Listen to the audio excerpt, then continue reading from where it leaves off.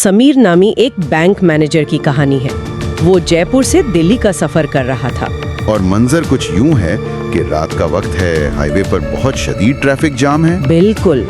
और ऐसे में फोन पर गूगल मैप्स एक शॉर्टकट दिखाता है, एक ऐसा फैसला जो मतलब बज़ाहिर सिर्फ वक्त बचाने के लिए था। और यही से कहानी का असल नुक्ता शुरू होता है। ये सिर्फ कोई भूत प्रेत की कहानी नहीं है, ये टेक्नोलॉजी पर हमारे अंधे एतमाद की कहानी भी है। अच्छा। हम समझते हैं कि जीपीएस हमें हमेशा सही रास्ता दिखाएगा, कि टेक्नोलॉजी ने हर चीज को काबू कर लिया है। ये कहानी इसी यकीन को चैलेंज करती है। आपने बिल्कुल सही कहा। तो होता ये है कि समीर घर जल्दी पहुंचने की ख्वाहिश में जीपीएस के दिखाए हुए रास्ते पर मुड़ जाता है। हम सब ने ये किया है ना? जी बिल्कुल। वो 40-50 किलोमीटर बचाने का लालच। और ये एक पुरानी टूटी फूटी सड़क है जो एक घने जंगल से गुजर रही है। शुरू में तो सब ठीक लगता है, सुनसान है, पर कम से कम गाड़ी चल तो रही है। ये एक तरह का नफसियाती जाल होता है। शुरू में थोड़ा फायदा दिखाकर आपको इस रास्ते पर इतना आगे ले जाया जाता है कि वापसी मुश्किल हो जाए। सही। वो अपनी महफूज दुनिया यानी हाईवे को पीछे छोड़कर एक गैर यकीनी माहौल में दाखिल हो रहा है, जिसे हम दरमियानी जगह कह सकते हैं। ना वो यहाँ का है ना वहाँ का। और जल्द ही ये दरमियानी जगह अपना असली रंग दिखाना शुरू कर देती है। जंगल घना होता जाता है, स्ट्रीट लाइट्स गायब हो जाती हैं और अब अंधेरे को चीरने के लिए सिर्फ गाड़ी की हेडलाइट्स हैं। और फोन का सिग्नल भी यकीनन चला गया होगा। जी, फोन का सिग्नल भी गायब। अब वो वाकई अकेला है। और फिर वो लम्हा आता है जो सब कुछ बदल देता है। अचानक सड़क के बीच में उसे एक हयोला नजर आता है।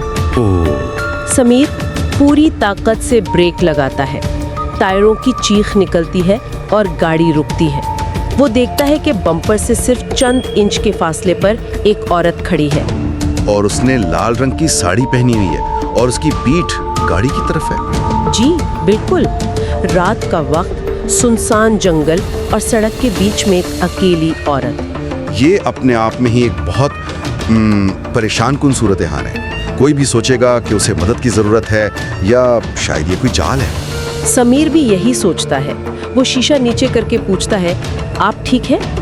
लेकिन कोई जवाब नहीं आता। खामोशी। वो हॉर्न बजाता है, तब भी कोई हरकत नहीं। फिर वो औरत बहुत आहिस्तगी से मुड़ती है और जो मंजर समीर देखता है उससे उसकी चीख निकल जाती है। क्या? उस औरत का कोई चेहरा नहीं होता। कोई चेहरा नहीं? मतलब? सिर्फ स्पॉट खाल, न आंखें, न नाक, न मुंह। सच कहूँ तो ये सोचकर ही मेरे रोंगटे खड़े हो रहे हैं। ये सिर्फ खौफ नहीं है, ये इंसानी शनाख्त पर हमला है। देखें, हमारा दिमाग चेहरों को पहचानने के लिए बना है। जी। हम खुशी, गम, गुस्सा सब चेहरे से पहचानते हैं। जब चेहरा ही गायब हो तो ये हमारे वजूद की बुनियादी समझ को चैलेंज करता है। सही। आपके सामने एक इंसानी शक्ल है, लेकिन उसमें से इंसानियत की सबसे बड़ी निशानी ही मिटा दी गई है। दिमाग इस तजाद को कबूल नहीं कर पाता और शदीद खौफ की हालत में चला जाता है। जाहिर है इस मंजर के बाद समीर की जो हालत होती है वो काबिले फहम है। वो घबरा कर गाड़ी को रिवर्स करता है, साइड से निकालता है और भागता है। तेज रफ्तारी से भगाना शुरू कर देता है। उसे लगता है बस अब वो इस जगह से निकल जाएगा, लेकिन कहानी यहाँ एक बहुत ही अजीब मोड़ लेती है। फरार की कोशिश अक्सर ऐसे किस्सों में मजीद फंसने का सबब बनती है। बिल्कुल। वो एक पुराने बरगद के दरख्त के पास से गुजरता है। 10 मिनट बाद वही बरगद का दरख्त दोबारा उसके सामने आ जाता है। ओह नहीं। और फिर तीसरी बार वो समझ जाता है कि वो एक ही दायरे में घूम रहा है, एक लूप में। Time loop. वो पागलों की तरह डैशबोर्ड को देखता है। जीपीएस सिग्नल गायब है, गाड़ी की घड़ी एक ही वक्त पर रुकी हुई है और सबसे खौफनाक बात, क्या? सड़क किनारे लगा मील का पत्थर अब भी वही फासला दिखा रहा है, दिल्ली 150 किलोमीटर। इसे टाइम लूप कहते हैं, लेकिन यहाँ ये इससे भी गहरी चीज है। जनूबी एशियाई लोक कहानियों में बरगद के दरख्त को अक्सर रूहों का मस्कन समझा जाता है। अच्छा। ये सिर्फ एक दरख्त नहीं है, ये एक ऐसी जगह का मरकज है जहाँ वक्त और जगह के कानून काम नहीं करते। वो दरख्त उसे अपनी गिरफ्त से निकलने नहीं दे रहा। यानी खतरा अब सिर्फ बाहर नहीं रहा। नहीं, अब हकीकत खुद टूट रही है। वक्त, फासला सब बेमानी हो गए हैं।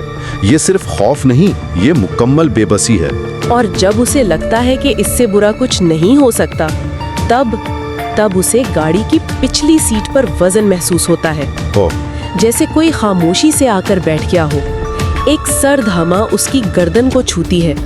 وہ ہمت کر کے کانپتے ہاتھوں سے ریئر ویو مرر کو تھوڑا سا گھماتا ہے اور وہی بغیر چہرے والی عورت پچھلی سیٹ پر بیٹھی ہوتی ہے۔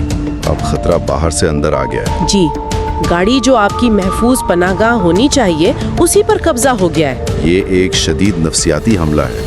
پہلے وہ مخلوق سڑک پر تھی، ایک بیرونی خطرہ، اب وہ اس کی ذاتی جگہ میں ہے، اس کے پیچھے بیٹھی ہے، اس سے بچنے کا کوئی راستہ نہیں۔ ظاہر ہے اس کے بعد سمیر کا گاڑی پر سے کنٹرول ختم ہو جاتا ہے اور گاڑی بے قابو ہو کر ایک کھمبے سے ٹکرا جاتی ہے۔ جب اسے ہوش آتا ہے تو وہ عورت غائب ہو چکی ہوتی ہے، لیکن گاڑی سٹارٹ نہیں ہوتی، وہ مکمل طور پر پھنس چکا ہے۔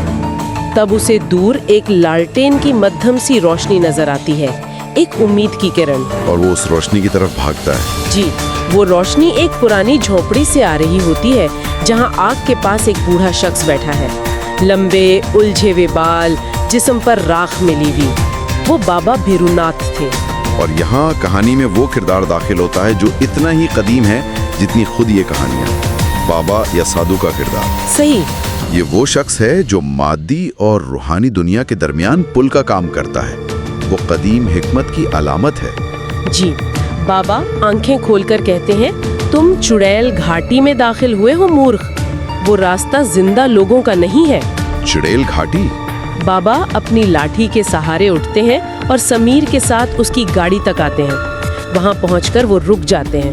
وہ کہتے ہیں کہ گاڑی کے اوپر ایک کالا سایہ منڈلا رہا ہے، ایک بھٹکی ہوئی آتما جو اس کے ساتھ شہر جانا چاہتی ہے اور اسے جانے نہیں دے گی۔ تو اس مخلوق کا ایک مقصد ہے، وہ صرف ڈرانا نہیں چاہتی، وہ اس ویران جگہ سے نکل کر ہماری دنیا میں داخل ہونا چاہتی ہے۔ اور سمیر اس کا ذریعہ ہے، اس کی سواری ہے۔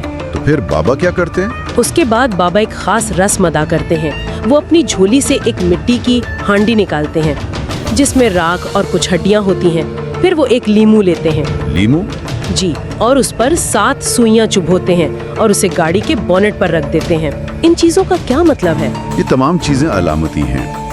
راکھ اور ہڈیاں زندگی کے خاتمے کی علامت ہیں۔ لیمو اور سوئیاں یہ ہماری لوک روایات میں بہت عام ہیں۔ اچھا۔ لیمو کو توانائی جذب کرنے والا سمجھا جاتا ہے اور سوئیاں اس منفی توانائی کو ایک جگہ قید کرنے یا باندھنے کا کام کرتی ہیں۔ یہ ایک طرح کا روحانی پنجرہ ہے۔ واہ! تو بابا منتر پڑھنا شروع کرتے ہیں۔ تیز ہوائیں چلنے لگتی ہیں، جنگل سے عجیب و غریب آوازیں آتی ہیں اور گاڑی ہلنے لگتی ہے، جیسے وہ سایہ مزاحمت کر رہا ہو۔ بالکل ایسا لگتا ہے جیسے وہ سایہ غصے میں گاڑی کی چھت کو پیٹ رہا ہے۔ پھر اچانک بابا زور سے چیخ کر اس لیمو کو چاقو سے کاٹ دیتے ہیں، اور جیسے ہی لیمو کٹتا ہے ایک خوفناک چیخ گونجتی ہے اور گاڑی کے شیشے ٹوٹ جاتے ہیں۔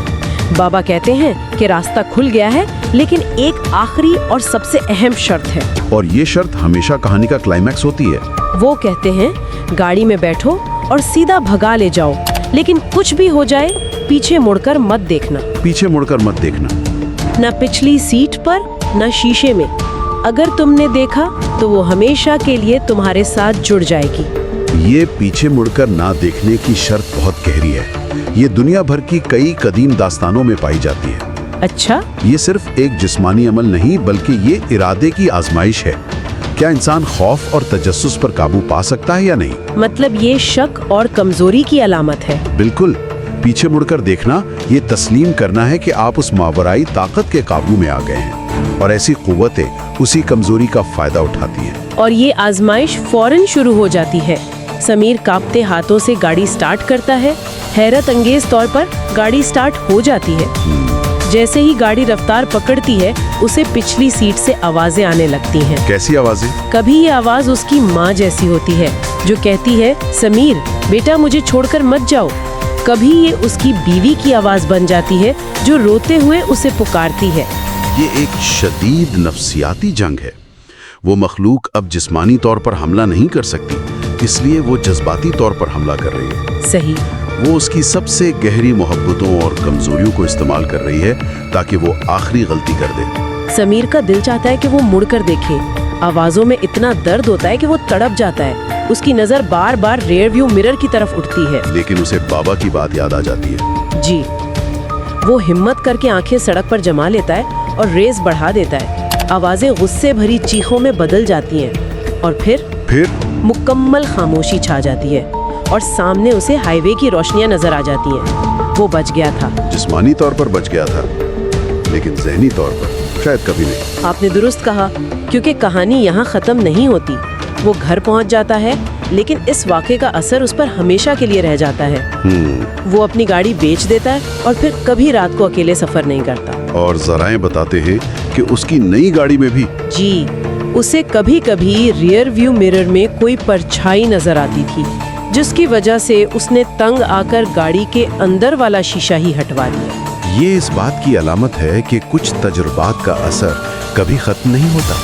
वो परछाई उसके जहन पर लगे उस गहरे जख्म की याद दहानी है। वो जिस्मानी तौर पर तो चुड़ैल घाटी से निकल आया, लेकिन जहनी तौर पर उसका एक हिस्सा वहीं रह गया। तो इस सब का क्या मतलब है?